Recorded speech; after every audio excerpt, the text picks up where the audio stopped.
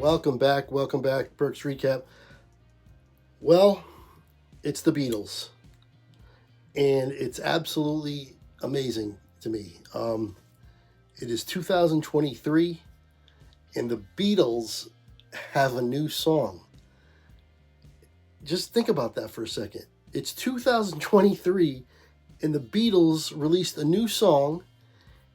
It's being so well received. It's number one in the UK. I think it's 52 years since their last number one hit, and it's the longest gap in the history of music, I believe. Or it might even, well, it definitely is, but it might even be the longest gap between charting music or released music, whatever the case is. Whatever the case, it's been 52 years since their last single that reached the top of the charts. Like I said, in the UK, it's number one. I think in the United States, it's like number 4, whatever the case. But that doesn't matter. What matters is, first of all, is it any good? And second of all, the production and what went into making this happen. I have to come out right now and apologize from the beginning because this is probably going to be a long one. I have a lot to say about this. I've already said more than I usually do for opens. But this is special. This is different. And it's very emotional. And a lot of people are getting teary-eyed watching it. And let's just see. Let's see what we're dealing with here. Now and Then, the Beatles. Please make sure you like, comment, and subscribe. If you subscribe or and you hit the notification bell, they changed it now on YouTube. You have to hit all. After you hit the notification bell, a little sub menu comes up, and you have to hit all on that to get all the notifications. That's just the new change that YouTube just did. But anyway, let's get to the song Now and Then by the Beatles.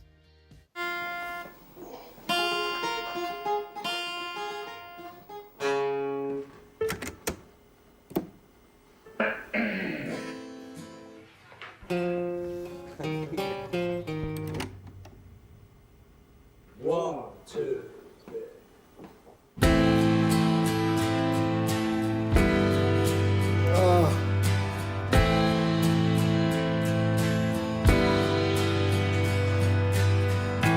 I know it's true.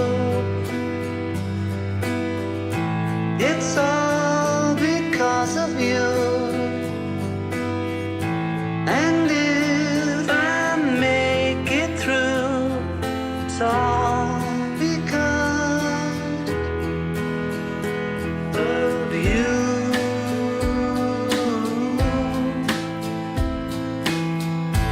And now and then, Come on.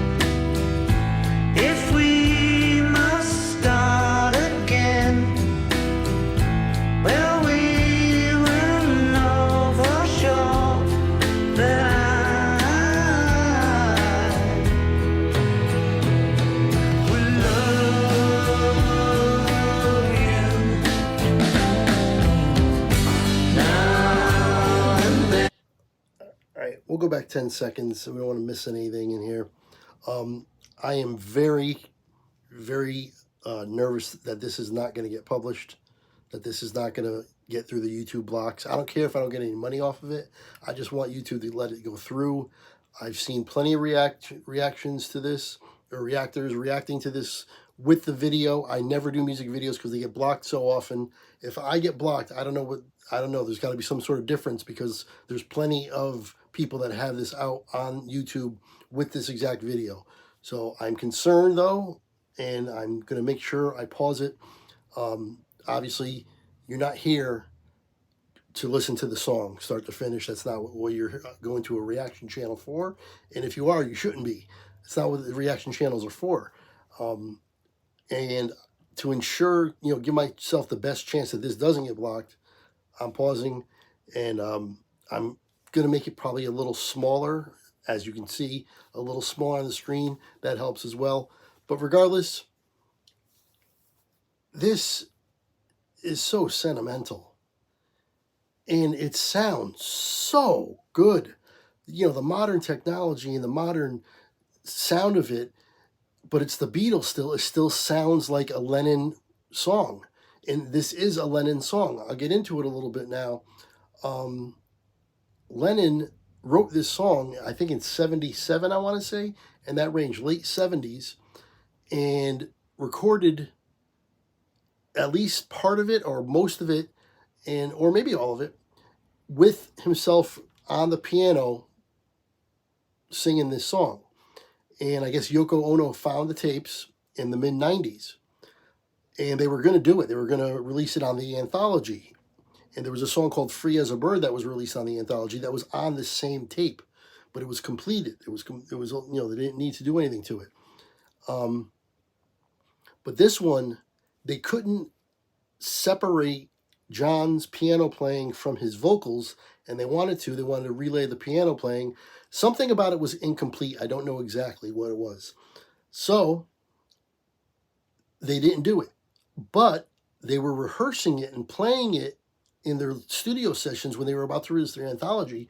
And George Harrison, before he passed away, he actually played the guitar for it. They were rehearsing the song, so he did the guitar work for it, and they never released it because they couldn't separate that piano and those vocals that they wanted to do. So now, all these years later, the technology exists now. Peter Jackson, of all people, the director of Lord of the Rings, tells them that he's got the technology is there now to separate John's vocals from the piano. That's what happened. They separated it. Paul replayed the piano for this, like brand new. Obviously, Paul and Ringo sang their parts brand new. Just, it must have been a couple months ago or whatever it was. Up to date nowadays, recent times for Paul and Ringo to lay their parts down, the drums and the singing.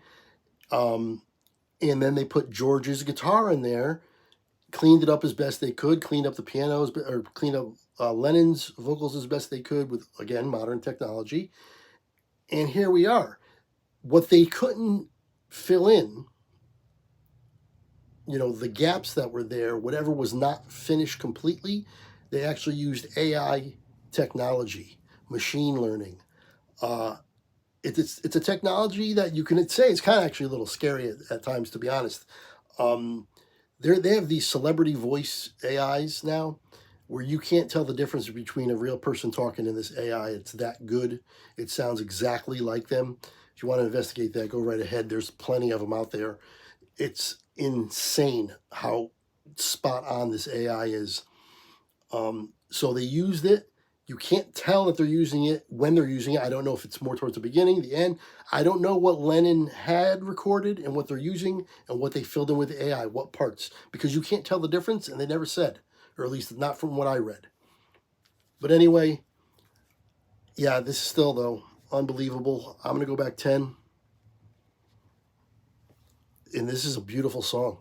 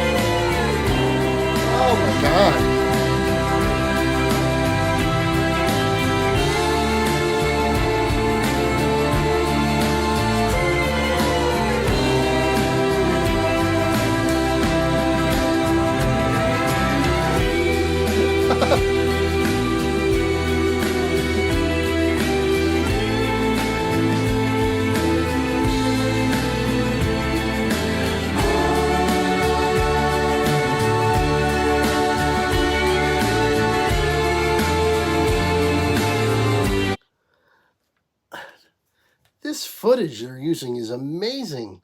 It's so good, so clean, looks so good. And of course, they're integrating it right here. Paul, the younger Paul, is over the shoulder of the older Paul. The way they're integrating it, and then they layered it. Paul's in the front now. Then Paul, and it looks like Ringo are in the background behind him, young, and then older Ringo's in the back playing the drums. They're laying. This is unbelievable. This is unbelievable. And you know, it would really stink if it was a song that I didn't really like that much, or it wasn't well received as that great of a song. But from what I hear, you know, everybody's loving this song.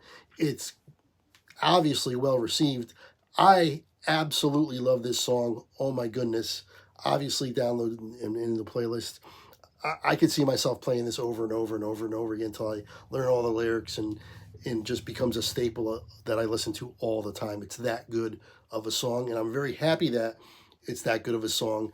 Like I said, it would be a shame if they did this and went through all this trouble for a song that was kind of, you know, ho-hum. This is a fantastic song. Wow. Just, wow.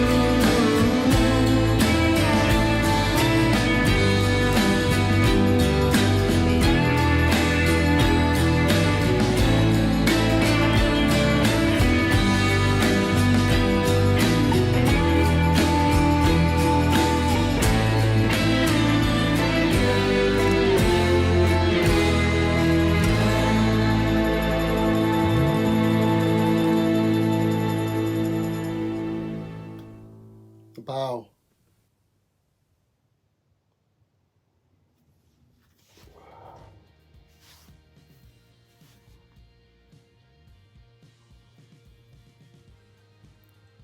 The bow. It's goodbye. That's why they put it in there. That's goodbye. We're never going to have another Beatles song, obviously. But it's amazing that we got one more. It's amazing when we weren't expecting it. We got one more anyway. And it's really, really good. The song is undeniable. It's really, really good. It hits home. It hits hard. It seems like the video was an ode to George and John. Even the lyrics, I know John wrote the lyrics in the 70s, but it's still, it almost sounds like an ode to them. Like the Beatles, they, you know, Now and Then I Miss You, because they were together for a while. You know, they became the Beatles, and, you know, they've drifted apart. It could be about that. And then, of course, everybody, you know, everybody's lost somebody. You know, I don't talk about it on the channel at all, but I lost my mom a few years ago, and yeah, it's not every now and then. I miss her all the time.